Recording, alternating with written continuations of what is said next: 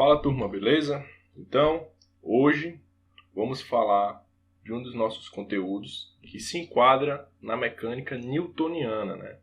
É todo um pré-requisito para que a gente estude as leis de Newton de fato, então todas as aplicações das leis de Newton. E hoje a gente vai falar de forças na mecânica. Então, antes da gente começar o nosso estudo de força na mecânica, eu quero incentivar vocês com duas perguntas. A primeira pergunta é: o que é necessário para colocar um corpo em movimento? Porque uma coisa ela não começa a se movimentar do nada, né? Tem que ter um porquê. E a outra pergunta é: o que é preciso para manter um corpo em movimento? Por exemplo, por que um corpo ele não para simplesmente? Beleza? Então a ideia é que ao final dessa aula a gente consiga responder essas duas perguntas. Então esse conteúdo está inserido no nosso módulo de leis do movimento. Usa ele como apoio e vamos lá. Então, primeiro vamos definir o que é uma força, beleza? Então, o que seria uma força? Uma força é algo que vai surgir devido à interação entre dois corpos, beleza? Essa força, ela pode mudar o estado do movimento ou deformar um determinado corpo, certo? Por exemplo, uma latinha de refrigerante. Você amassa essa latinha, você está deformando esse corpo. E você só pode fazer isso porque você aplicou uma determinada força, beleza? Ainda falando sobre força, a gente tem dois tipos de força. A gente tem uma força que é denotada força de campo. Então, o que seria uma força de campo? Toda vez que você não tem uma interação direta com um objeto, mas mesmo assim você consegue observar alguma dessas características das forças, quer dizer que sobre esse objeto está atuando uma força de campo. Beleza? E qual seria um bom exemplo dessa força de campo? Vamos lá. Um bom exemplo seria a força peso. Então, o que é a força peso? A força peso, ela existe devido à interação entre a massa de um objeto e a gravidade do planeta. Agora lembra que peso é diferente de massa, beleza? O peso é diferente da massa, porque o nosso peso ele está relacionado, olha só, com a gravidade de um determinado planeta. Então quer dizer que o peso do professor Sandro vai ser diferente do peso do professor Sandro na Lua. Agora o que nunca muda é a massa. Se minha massa aqui na Terra é de 90 quilos, na Lua também vai ser de 90 quilos. A gente não tem uma mudança independentemente do local que a gente está falando, beleza? A massa é constante e o peso depende da gravidade, sacou? Vamos fazer um exercício sobre isso aí. Sabe-se que um corpo de 20 quilos, então isso daqui que ele deu pra gente foi o quê? Isso aí foi justamente a massa do corpo. Então a massa de 20 quilogramas. Apresenta um peso, e aqui ele deu peso. Lembrando que o peso é força, por isso é medido em newtons. Na superfície de um planeta desconhecido. Calcule a intensidade da aceleração da gravidade. Então, com isso daqui ele quer que a gente calcule a gravidade. Então a gente usa a nossa relação do peso. Então daqui a gente tem o seguinte: quanto vale o peso? O peso vai valer 350. A massa, 20 quilos. E a gravidade a gente calcula. Se você passar esse 20 dividindo aqui, você fica com o seguinte, ó. G igual a 350 dividido por 20. E esse daqui corta com esse. E a gente fica com apenas 35 dividido por 2. 35 dividido por 2, a gente pode calcular que dá 17,5 metros por segundo ao quadrado. Beleza? Então isso aí foi um bom exemplo de aplicação da nossa força-peso, certo? Um bom exemplo de uma questão que aborda a força-peso. Agora toma cuidado, porque a gente não tem apenas uma força. A gente tem um conjunto de forças. Beleza? A gente vai falar sobre esse conjunto de forças. Então, por enquanto, a gente teve um exemplo de uma força de campo. Agora a gente vai falar de forças que são forças de contato. Então, o que é o contato? Quando um objeto vai lá e encosta no outro, a gente tem força de contato. A gente tem uma interação direta entre dois corpos. Vamos agora aos nossos exemplos dessas interações. Então, a força normal. Então, o que é a força normal? A força normal, ela é uma reação, beleza? A uma força de contato. E ela vai ser contrária à nossa interação. Então, se aqui eu tenho uma superfície e eu empurro essa superfície aqui, eu estou empurrando ela, à medida que eu vou empurrando ela, ela vai me empurrando de volta com a mesma intensidade. E isso é julgado, isso é dito por Newton. Então, olha esse cara aqui. Ele está tomando um soco no rosto, né? Ele está tomando um soco nesse sentido. Vou fazer mais reto aqui. Ele está tomando um soco nesse sentido. Está sendo aplicada uma força sobre ele nesse sentido. Lembrando que é um vetor. Só que com a mesma intensidade que esse cara bate no rosto dele, o rosto dele também resolve retornar essa força para ele. E essa força que ele retorna é conhecida como força normal. Beleza? Então cuidado, porque a normal ela não é apenas a reação da força peso. Ela vai ser a reação de qualquer força de contato. Beleza? Vamos lá. Vamos ver agora um exemplo disso daí. Ó. Com base nos seus conhecimentos sobre o estudo da força normal, analise a alternativa seguinte e assinale a correta. A força normal é uma reação ao peso do corpo.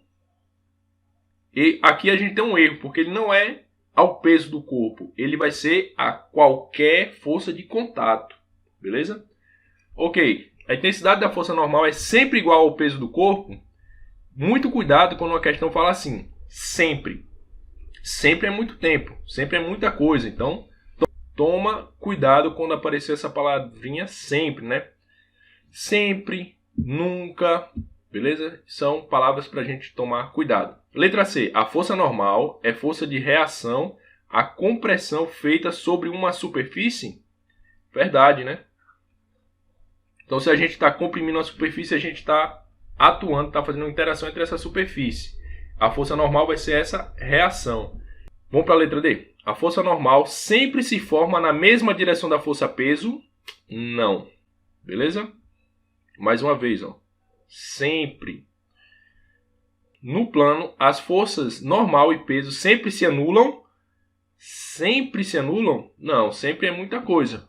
Muito nisso, porque muita questão pode ser, digamos assim, eliminada por terem essas palavras sempre. Beleza? Alguma vez ela pode estar correta? Pode, né? Mas tenha sempre muito cuidado com isso. Beleza? Agora a gente fala de uma força, que também é uma força devido a uma interação de contato direto entre corpos, mas ela é uma força dissipativa. Então, ela é uma força que ela vai ser contrária ao movimento. Beleza? Então, é uma força contra o movimento. Então, se eu vou em uma direção, essa força vai para o sentido contrário. E ela é uma força que ela só vai existir quando a gente tiver uma força normal. Se a gente não tem uma força normal, a gente não tem a existência dessa força de atrito. Então, vamos lá. Como a gente calcula a força de atrito? Como eu falei, a força de atrito ela depende da normal. Então, ela vai ser esse coeficiente μ vezes a normal. Beleza? Então, esse μ é o coeficiente de atrito. Então, cada superfície tem a sua. Beleza? Então, cada superfície. E essa normal, ela vai depender da força de contato que está sendo aplicada. Beleza? Então, tu tem que analisar a tua questão e ver qual é a força de contato que está sendo aplicada. Ainda falando sobre força de atrito, a gente tem que tomar cuidado porque existem dois tipos de atrito. Existe um atrito que é chamado de atrito dinâmico E existe um atrito que é denominado atrito estático. Então, o que seria isso? Imagina que tu tem uma superfície e sobre essa superfície tu quer empurrar uma caixa. Beleza? Vamos colocar um stickman aqui, né? Tu quer empurrar essa caixa. Então, nota que a força que tu precisa no início, ela vai ser maior do que a força que tu vai precisar quando esse corpo começa a se movimentar. Isso se deve justamente a esses dois atritos aqui. O atrito estático, que é esse atrito aqui, ó, que tu vai aplicar uma força sobre ele, ó, e o teu objeto vai sair do zero, né, até uma determinada quantia. E aí o que acontece? Quando chega nesse ponto, tu consegue vencer esse movimento, esse atrito. Quando tu vence esse atrito, tu entra em movimento de fato. E aí nota que a força de atrito ela cai muito e permanece constante, né? Então tu vai precisar fazer menos força após você colocar o objeto em movimento. Beleza? Isso se deve basicamente a essas forças de atrito, tá bom? Vamos lá. Força de tração. Então, o que é a força de tração? A força de tração, ela existe toda vez que a gente está falando de cabos. Então, se a gente tem um cabo envolvido numa questão, a gente tem uma força de tração. Então, essa força de tração é o resultado, né? É a soma das forças ao longo de toda a corda. Então, imagina que tu tem um fio aqui, um fio que liga uma caixa. Então, quando você aplica uma força nesse ponto do fio aqui, essa força ela é transmitida para cada ponto da corda. E como é transmitida para cada ponto da corda, a gente dá o nome de força de tração, beleza? Geralmente, quando a gente considera fios, a gente usa força de tração para denominar ali. E agora vamos a um exemplo de força de tração. Então, vamos lá. Um bloco de massa 20 kg. Nota que quando a gente resolve uma questão, é sempre bom a gente ler o enunciado, você dá uma primeira lida e depois dá uma lida no enunciado grifando as informações. Então, um bloco de 20 kg é puxado por um barbante. Então, até onde eu saiba, o barbante é um fio. Então, provavelmente, a gente vai ter algo relacionado à tração. Beleza? Vai ter algo relacionado à tração. Então, vamos lá. O coeficiente de atrito entre o bloco... O coeficiente de atrito... falou atrito, então eu também vou ter uma relação com uma força de atrito.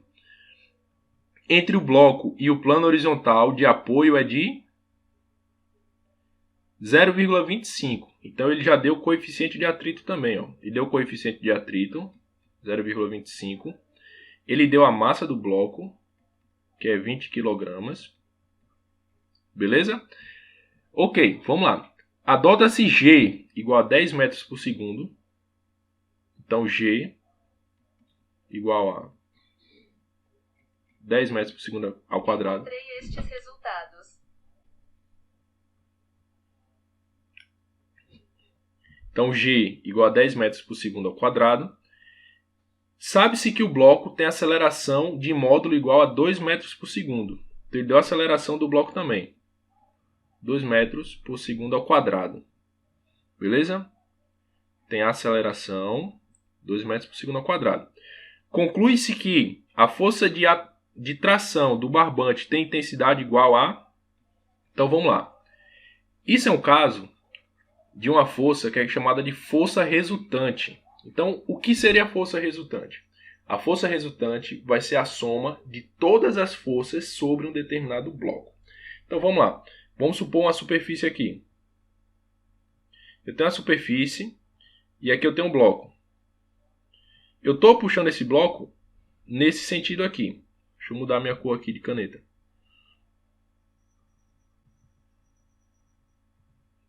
Então, ó, eu estou puxando o bloco nesse sentido. Estou fazendo uma força. Essa força a gente já viu que a gente chama de tração, porque é uma força aplicada em um determinado corpo. Além dessa força de tração, se o objeto se movimenta nesse sentido, a gente tem uma força de atrito. Lembra que eu falei que a força de atrito é contrária ao movimento? Então, se ele se movimenta para cá, a força de atrito, que a gente chama de Fat, vai ser no sentido oposto. Como a gente já viu, a força resultante de um corpo é igual a massa vezes a sua aceleração. Vamos calcular a força resultante desse corpo? Nota que eu tenho um vetor nesse sentido e um vetor nesse sentido oposto.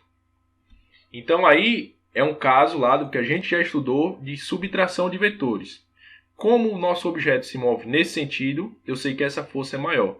Então eu vou ter que o módulo da atração do meu objeto menos o módulo da atração da força de atrito vai ser igual ao produto da massa pela sua aceleração. Então vamos lá, vamos calcular. Nota que esses dois vetores eles estão fazendo um ângulo de 180 entre si, né? Então nota que nesse probleminha aí eu posso apenas subtrair os dois sem nenhum problema. Então eu tenho que a tração do meu bloco é quem eu quero descobrir. Vou fazer mais para cá. Que a tração do bloco é quem eu quero descobrir. Menos a força de atrito. Como é que calcula a força de atrito? Mi vezes a força normal. É igual a massa do bloco vezes a sua aceleração. A massa do bloco vale 20 e a aceleração dele é 2. Professor, quem é essa normal? Então, lembra que a normal vai ser uma força contrária à força de contato. Então, onde é que existe uma força de contato aí? Entre o bloco e a superfície. Essa força aqui é a força peso. Então, o contrário à força peso vai ser a força normal. Nota que como esse bloco ele não se movimenta nem para cima nem para baixo, essas duas forças elas são iguais, né? Então daqui eu tenho que a normal do meu bloco vai ser massa vezes a gravidade. A massa é 20 e a gravidade é 10. Então eu tenho uma normal de 200 newtons. Beleza? Então, daqui beleza. Vamos lá. Eu consigo calcular a força de atrito agora. Força de atrito vai ser igual ao coeficiente de atrito, 0,25, vezes a minha normal, que vai ser 200. Isso daqui vai ser a mesma coisa que eu dividir essa força por quanto? 200 dividido por 4. Então, 200 dividido por 4 vai ser 50 newtons. Beleza? Então, aqui eu tenho força de atrito. Tenho a minha correspondente aqui. Então, agora eu já posso calcular. Vou subir isso aqui um pouco, tá? Então, eu tenho tração menos a força de atrito, que vale 50, é igual a 20 vezes 2, 40. Então, daqui, o meu próximo passo vai ser justamente isolar o termo da tração. E para fazer isso, eu somo mais 50 em cada lado. Então, T, quando eu somar com 50, esse 50 some, fica do outro lado 40 mais 50. Então, daqui eu descubro que a minha tração vai ser de 90 newtons. Beleza? Resposta letra E. Tudo bem? Vamos lá. Força elástica. Então, o que é a nossa força elástica? A força elástica, ela vai ser uma força que permite os corpos retornarem ao seu padrão original, como ele era antes. Então, ela vai ser uma força reconstrutiva. Então, imagina que eu tenho uma mola, que eu estou segurando uma mola aqui. Deixa eu ver se eu acho alguma coisa. Não, mas vamos supor. Imagina que eu estou segurando uma mola. Quando eu puxo essa mola, eu estou fazendo a força para baixo. Só que essa mola faz o quê? Ela puxa para cima. Ela tem uma força no sentido contrário. Então, isso é uma força reconstrutiva. Então, vamos lá. E olha esse termo, corpos elásticos. Então, um corpo, para ser considerado elástico, ele tem a capacidade de voltar para o estado inicial dele. Beleza? Então, ok. Como é que a gente calcula a força elástica de um corpo? A força elástica, se liga que ela também pode ser chamada de lei de Hooke. Tá certo? Pode ser chamada de lei de Hooke. E ela é calculada da seguinte forma. F, que é a força, é igual a K vezes X. Quem seria esse K? Esse K é o nosso coeficiente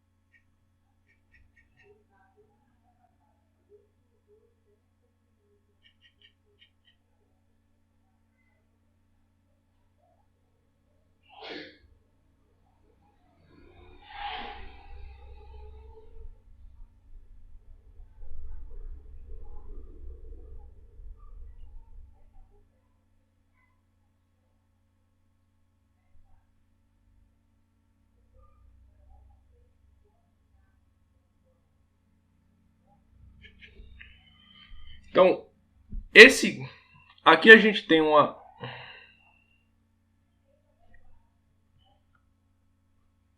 Então, como é que a gente calcula essa força elástica? A força elástica pode ser calculada através dessa expressão, onde esse K a gente chama de constante elástica. Então, nota que cada objeto, cada corpo, cada material, na verdade, vai ter sua própria constante elástica. Certo? Então, a gente não tem, digamos assim, todos têm esse valor. Por exemplo, a borracha tem um, o metal tem outro e por aí vai. Ok. Isso daqui vai medir a dificuldade, né, que tu tem para alongar essa mola. Beleza? Então, quanto maior ele for, maior é a força necessária para você causar um deslocamento, né? Que a gente chama de enlongamento ou encurtamento da mola. Então, por exemplo, nota nesse exemplo aqui. Aqui, ó, eu tenho um bloquinho de massa M e aqui eu tenho a minha mola. Eu vou aplicar uma força F, que faz com que essa mola se desloque exatamente X. Beleza? E como é que eu calculo isso? Usando essa relaçãozinha aqui. Beleza? Tá certo? Então, vamos fazer um exemplo agora para fixar tudo isso daí e deixar tudo bem amarrado. Beleza? Então, vamos lá. Esse primeiro exemplo. Ó. Uma mola apresenta uma das extremidades fixas a um suporte. Ao aplicar uma força na outra extremidade, essa mola sofre uma deformação de 5 metros. Determine a intensidade da força aplicada, sabendo que a constante elástica da mola é de 110 newtons por metro. Então, vamos lá. Força é igual a menos K vezes X. Esse menos aqui é só para dizer que ela é contrária. Só aplico para um lado, a força é para o outro. Então daqui eu tenho que F vai ser a minha constante elástica, 110, vezes o enlongamento dessa mola, a deformação. 110 vezes 5 vai dar 550 newtons. Beleza? E aqui a gente chega ao resultado de qual foi a força que a gente aplicou. Vamos ver outro exemplo. Determine a variação de uma mola que possui uma força resultante de 30 newtons, a sua constante Determine a variação de uma mola que possui uma força atuante de 30 newtons e sua constante elástica de 300 newtons por metro. Então, nota. É mais uma vez uma questão de força elástica. F igual a Kx.